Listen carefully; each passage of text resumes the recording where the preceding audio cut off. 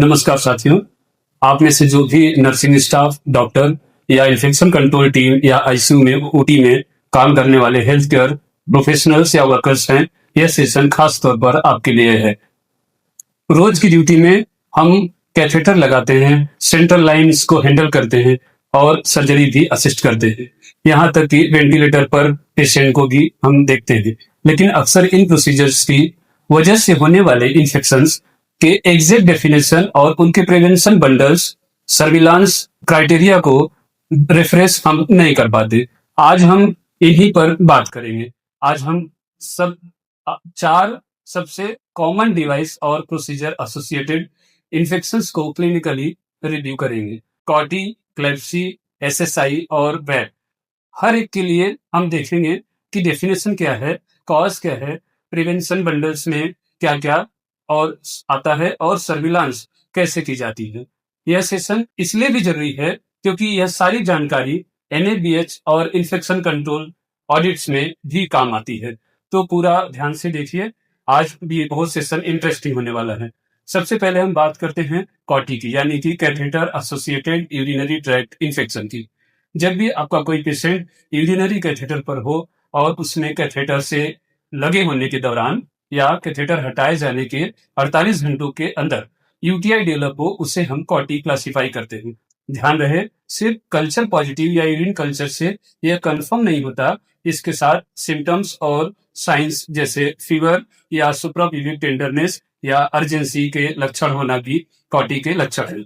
जो कॉज हम रोज प्रैक्टिस में देखते हैं वो है कैथेटर इंसर्शन के समय असेप्टिक नॉन टच टेक्निक का फॉलो न करना, इंडिकेशन खत्म होने के बाद भी बहुत दिनों तक कैथेटर को लगाए रखना या फिर क्लोज ड्रेनेज सिस्टम को बार बार अलग करना, यूरिनल बैग को ब्लैडर लेवल से ऊपर रखना और हैंड हाइजीन कंप्लायंस का कम होना। हैंड हाइजीन बहुत महत्वपूर्ण है, इसलिए बार बार हम इसी पर बात करेंगे। प्रिवेंशन बंडल में आपको हर शिफ्ट में यह फॉलो करना है कि कैथेटर सिर्फ वैलिड इंडिकेशन पर लगाएं। रोजाना नर्सिंग राउंड में यह डॉक्यूमेंट करें कि कैथेटर अब भी जरूरी है या नहीं है। इंसर्शन के समय हमेशा स्टेराइल किट और असेप्टिक टेक्निक का इस्तेमाल करें। क्लोज सिस्टम को बिना जरूरत के कभी भी ओपन न करें और यूरिन बैग हमेशा यूरिनरी ब्लैडर लेवल से नीचे रखें। आपकी इन्फेक्शन कंट्रोल टीम रेगुलरली रोजाना कैथेटर डेज रिकॉर्ड करती है और एनएचएसएन क्राइटेरिया के आधार पर हर सस्पेक्टेड केस को रिव्यू करती है। अब बात करते हैं क्लेप्सी, यानी कि central line associated blood sting infection की। यह अक्सर सेंट्रल लाइन डले हुए मरीजों में होता है। क्लेप्सी तब कंफर्म होता है जब पेशेंट में सेंट्रल लाइन लगे होने के दौरान या हटाए जाने के 48 घंटों के भीतर laboratory confirm blood sting infection हो और यह किसी और साइड के इन्फेक्शन से रिलेटेड ना हो। ऐसी स्थिति में हम इसको क्लेप्सी में क्लासिफाई करते हैं।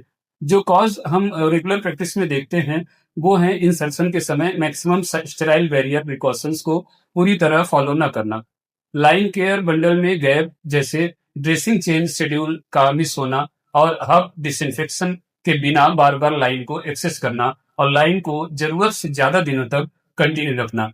बिना डेली रिव्यू के बहुत ज्यादा दिनों तक सेंट्रल लाइन को रखने से भी क्लेप्सी होने की ज्यादा संभावना है।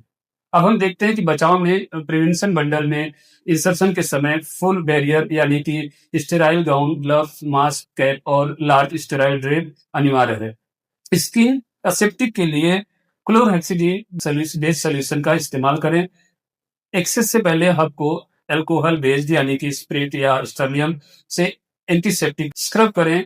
ड्रेसिंग को प्रोटोकॉल के अनुसार बदलें और डेली राउंड में यह डॉक्यूमेंट करें कि सेंट्रल लाइन अभी क्लिनिकली इंडिकेटेड है या नहीं। बिना इंडिकेशन के बहुत ज्यादा दिन तक अगर सेंट्रल लाइन रहता है तो उससे इन्फेक्शन होने की संभावना है।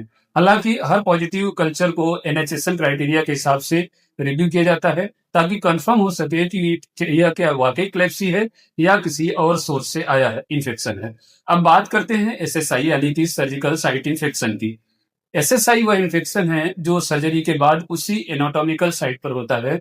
सर्जरी के 30 दिनों के अंदर अगर इम्प्लांट लगा हो तो 1 साल तक इसे 3 कैटेगरीज में बांटा जाता है: सुपरफिशियल इंसिजनल, डीप इंसिजनल और आर्गन तथा स्पेस एसएसआई। ये ध्यान रखना है कि यह ओटी और वार्ड दोनों से जुड़े कॉजेस में शामिल है। प्रोफाइलेक्टिक एंटीबायोटिक का टाइमिंग सही ना होने के कारण भी एसएसआई हो सकता है। सर्जिकल साइट की स्किन प्रिपरेशन में गैप, ओटी का ट्रैफिक ज्यादा होना, सर्जरी का ड्यूरेशन लंबा होना, इंट्रा ऑपरेटिव नॉर्मोथर्मिया और ग्लाइसेमिक कंट्रोल मेंटेन ना होना और post operative wound dressing technique में लैप्स होना, ये प्रमुख कारण हैं जिससे एसएसआई होने की संभावना बढ़ जाती है। अब बचाव में प्रिवेंशन बंडल में हम क्या कर सकते हैं? एंटीबायोटिक प्रोफाइलैक्सिस इंसिजन से 60 मिनट पहले दें। Skin preparation chlorhexidine based alcoholic based solution से करें। ओटी ट्रैफिक कम रखें और डोर डिसिप्लिन मेंटेन करें। पेशेंट का इंट्रा ऑपरेटिव टेम्परेचर और ब्लड ग्लूकोज मॉनिटर करें। पोस्ट ऑपरेटिव ऑपरेशन के बाद जो ड्रेसिंग है उसको करते समय असेप्टिक टेक्निक से ही ड्रेसिंग करें और हेयर रिमूवल यदि जरूरी हो तो करें और करना पड़े तो क्लिपर से करें, रेजर का इस्तेमाल ना करें। हर सर्जरी का डाटा रिकॉर्ड किया जाता है, जैसे procedure type, duration, wound class और patient risk index. Post discharge में भी फॉलो अप करना सर्विलांस का हिस्सा है, क्योंकि कई एसएसआई डिस्चार्ज के बाद डिटेक्ट होते हैं। अब बात करते हैं वेब यानी कि वेंटिलेटर एसोसिएटेड निमोनिया की। यह निमोनिया अक्सर वेंटिलेटर के कारण होता है। वेब वो निमोनिया है जो मैकेनिकल वेंटिलेशन शुरू होने के 48 घंटे के बाद डेवलप होता है और इसमें न्यू या प्रोग्रेसिव इन्फिल्ट्रेट क्लिनिकल साइंस और माइक्रोबायोलॉजिकल एविडेंस शामिल होते हैं। अब ये देखते हैं कि हम आईसीयू से जुड़े क्या क्या कारण इसमें शामिल हैं, जैसे कि हेड एंड एलिवेशन को मेंटेन न करना, अक्सर हेड अप न करना, ओरल केयर या ओरल हाइजीन प्रोटोकॉल का रेगुलर फॉलो अप न होना, सबग्लॉटिक सिक्रेशंस, ड्रेनेज यानी उपलब्ध होने पर भी यूज न करना, सेडेशन और वीनिंग असेसमेंट में डिले और सक्शनिंग के दौरान असेप्टिक टेक्निक में कंप्रोमाइज करना, ये वेब के प्रमुख कारणों में से है। वेब बंडल में हेड ऑफ बेड 30 से 45 डिग्री एलिवेटेड रखें और यह हर शिफ्ट में वेरीफाई करें। डेली सेडेशन, वैकेशन और एक्सट्यूबेशन रेडीनेस असेसमेंट करें।